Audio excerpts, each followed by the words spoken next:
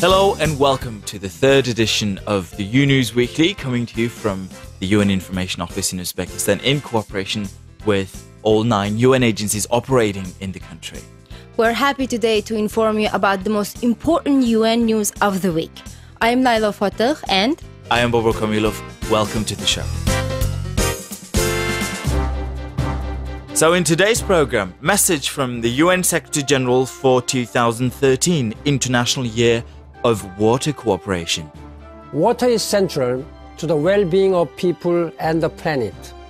We need it for health, food security, and economic progress. We will hear from Irina Bokova, Director General of UNESCO, talking about the World Radio Day.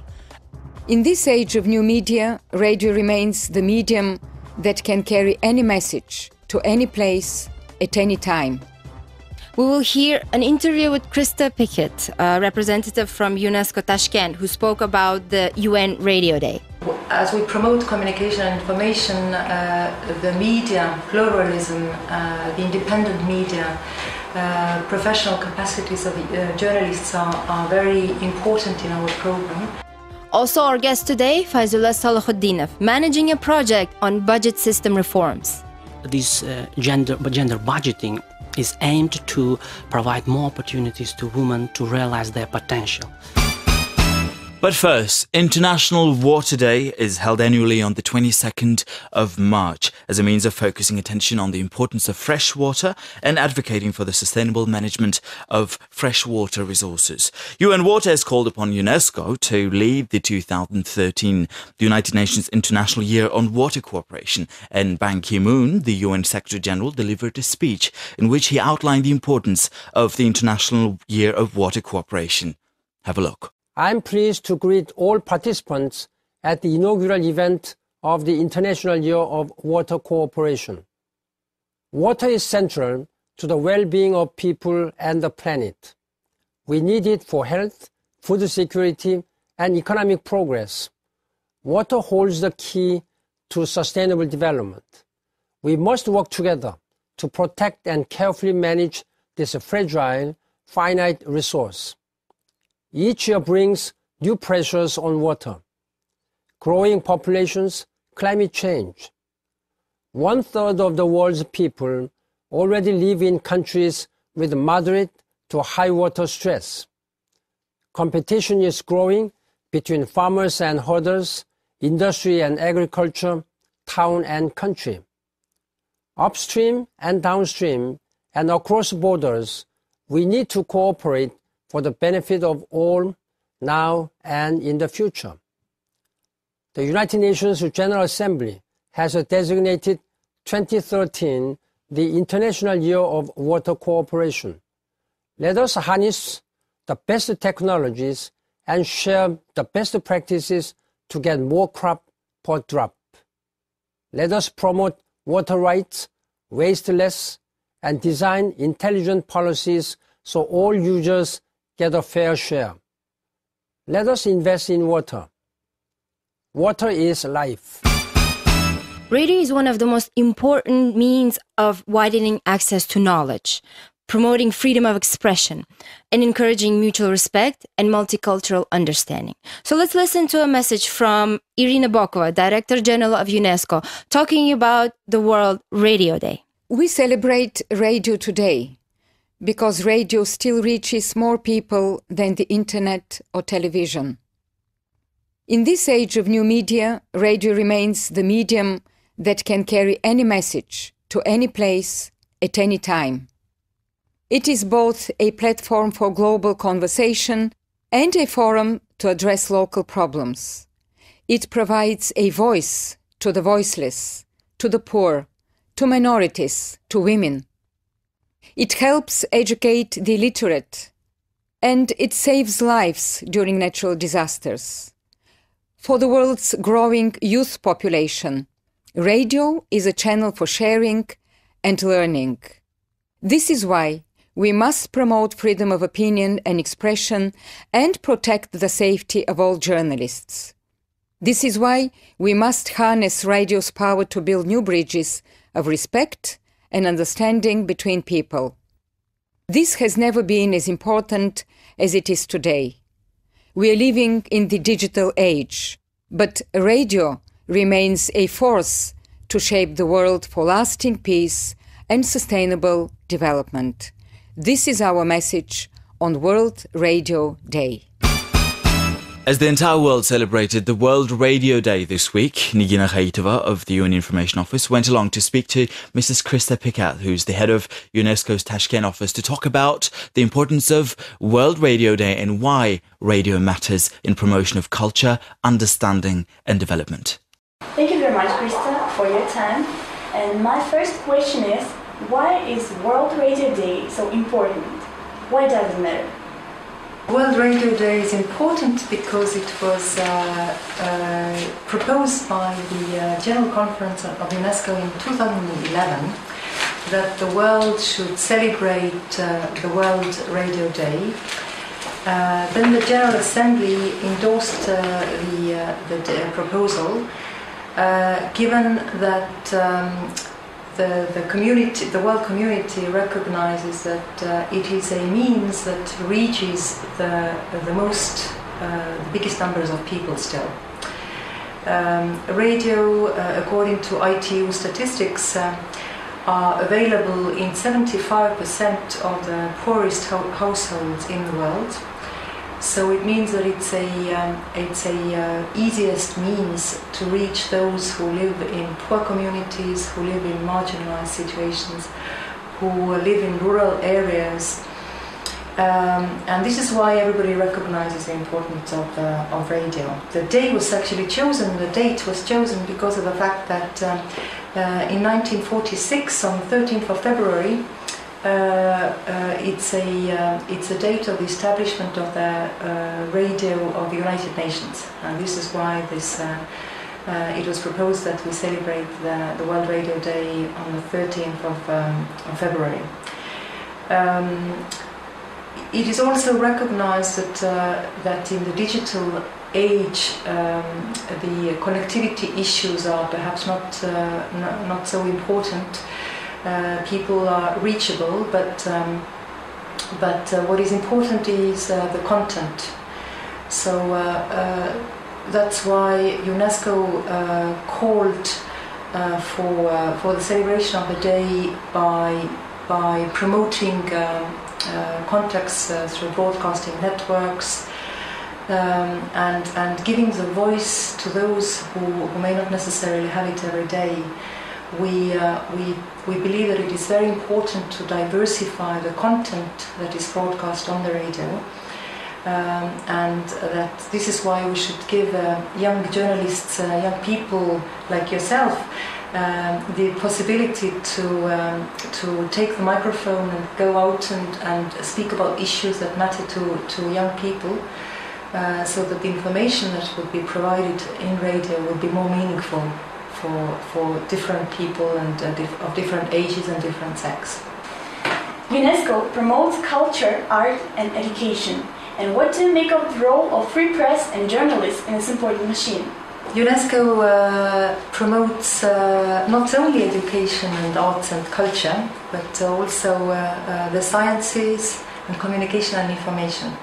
And as we promote communication and information, the media, pluralism, the independent media, professional capacities of journalists are very important in our program, because UNESCO believes that the media play a very, very important role in promoting democracy, dialogue, also sustainable development. They're also the guarantors of free word and image. So this is why we pay so much attention to free media. Krista Pikat of UNESCO Tashkent office. Thank you very much. Bobar, gender equality is an important means and a way of achieving development. Did you know that there is a UN project working to integrate gender equality in the way that budgets are made? It's very interesting because in the beginning of our show, you mentioned about this project, and you also mentioned an interesting term called Gender budgeting. Yes. Gender budgeting is quite interesting to me. I would like to find out what that means. So let's welcome our guest, Faisal Salahuddinov, who is the project manager of the budget system reform, who can share more on what is gender budgeting. So it's the special guest section of our program. So welcome, Faisal. Yeah, thank you for joining us. Thank you for having me. It's a very interesting point to start our conversation at. I think we just started earlier on with Layla about talking about gender budgeting. That's very interesting. And I'm sure many people wouldn't particularly know what that means.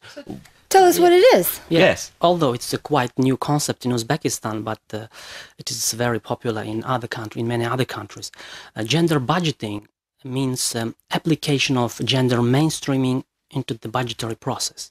It means, and it includes, gender-based assessment of budgets, incorporation of gender issues at all levels of budgetary process, restructuring of revenues and expenditures of the budget in order to equally address needs of men and women. It is to promote gender equality in the society. So gender equality is about giving equal attention to the needs of both men and women, right? Yes, it's right. But I just want to mention that, for example, if government allocates certain funds to certain sectors, for example, to the health sector, it does not automatically mean that they will address equally or fairly needs of men and women. Mm-hmm. For example, in terms of reproductive health, you will agree with me, I think, that women need more attention and more funds should be allocated in this area, in this.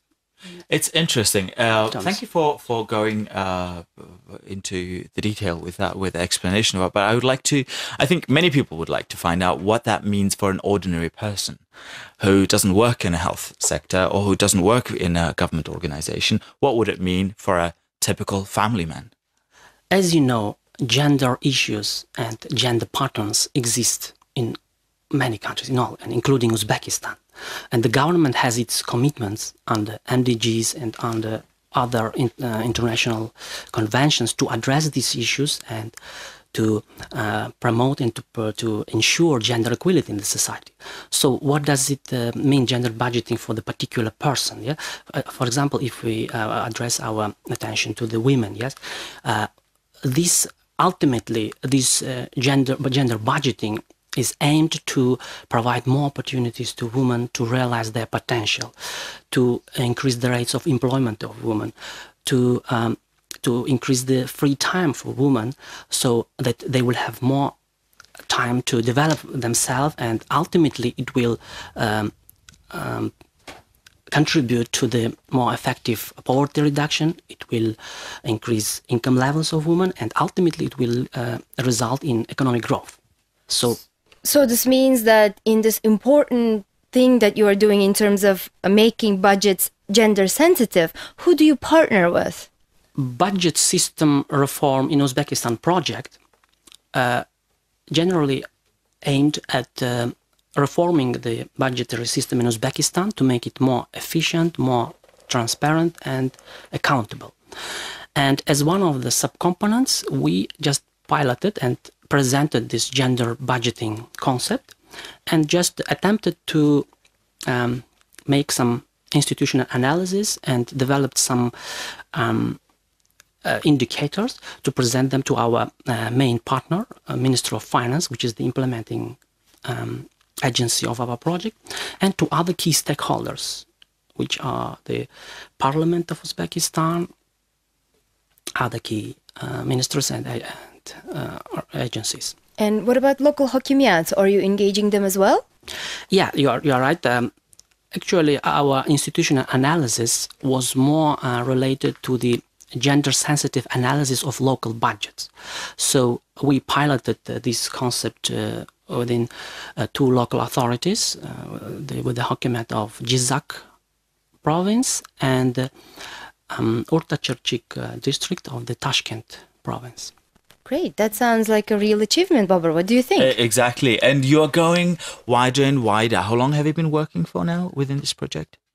The project has been commenced and has been implementing since July 2010.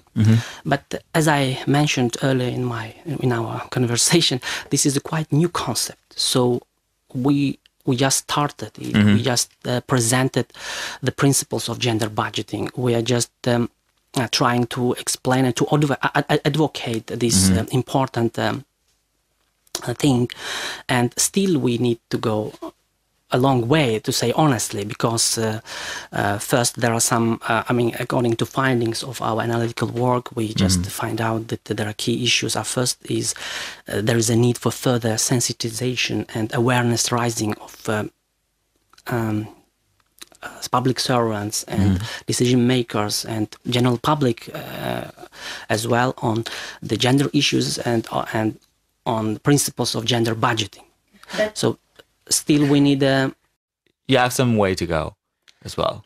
Yeah. So there's some work to yes, there is actually a long way to go, and but we just started this. It's important to just start and to explain and to advocate that gender budgeting and thank you. As you go along this advocacy part of your work, talking to people about gender budgeting and explaining and helping them raise their awareness, how do you explain to them its importance? What is your answer to a typical question on why it is important? Within the project, the project supported the development of 2 analytical nodes. As I mentioned, it was some kind of institutional analysis of gender budgeting in Uzbekistan, the opportunities and perspectives for its wide practicing. And as I said, the experts, local and international experts recruited by our project, they just attempted to develop some indicators to be integrated into the budget. So in order to then to track how the gender equality issues or gender issues are addressed and are implemented within the budgetary process. So what happens to these notes? Are they presented to the Ministry of Finance, and how does the chain go after that? Yes, these findings, the key findings of this analytical work were presented during the roundtable to key project stakeholders, including members of the parliament and representatives of key ministries, including Ministry of Finance and others, and also NGO representatives also. So you're engaging civil society as well, which I think would be an important aspect of this. These key findings were presented during this roundtable and discussed with stakeholders. What were the findings? Who did you involve and engage during this roundtable? As I mentioned, the key findings of these analytical papers with recommendations and with comments of international consultants and local consultants, they were presented during the roundtable, which included roundtable discussion with key stakeholders, including members of the parliament, representatives of key ministries and agencies, including Ministry of Finance, and also we also invited NGO and civil society representatives. So key findings were actually supported agreed by the participants of the round table, and they also supported the recommendations which are need to be followed up in order to wider use and wider practice this gender budgeting in Uzbekistan. But I just would like to mention again that, as I said, this is just a starting point for us, so we will deeper work in this direction, because, as I mentioned, further awareness raising and sensitization is needed.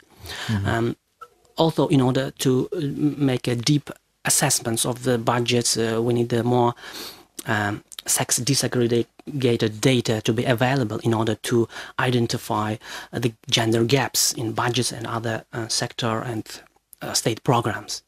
So consequently, the people who will formulate these sectoral plans and who are formulating the budget, they need to be trained in order to identify the gaps and to know, to have sufficient skills how to address these gender issues and how to incorporate gender perspective in a budgetary process. That sounds like a plan. Interesting. In outlining your further steps and actions in promoting gender balance and gender budgeting in Uzbekistan, there must be some recommendations that you have worked out that you can probably share with us and with our listeners and viewers. Yeah, as I said, in addition to what I have already said, the other key recommendations is to further conduct studies to provide empirical evidence to the decision makers that addressing gender issues within a budgetary process are important. It is important to provide the strong justification to the government that more we address gender issues, more we ensure gender equality in the society, everybody will benefit from this, then the whole society as well, not only women.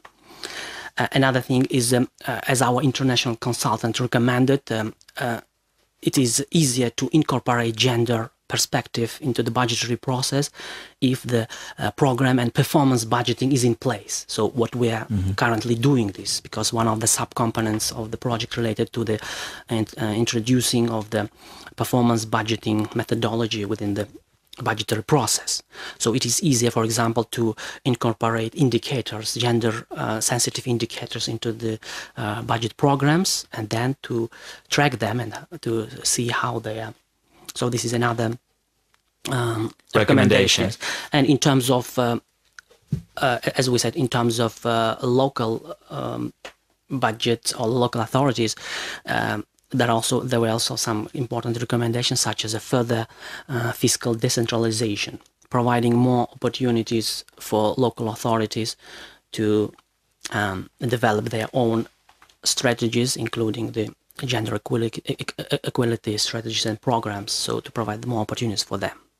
Bobur, what do you think? Is the project using international experience? Because as Faizullah said, they are just starting out this concept of integrating gender budgeting. Then they should be engaging with international counterparts, no?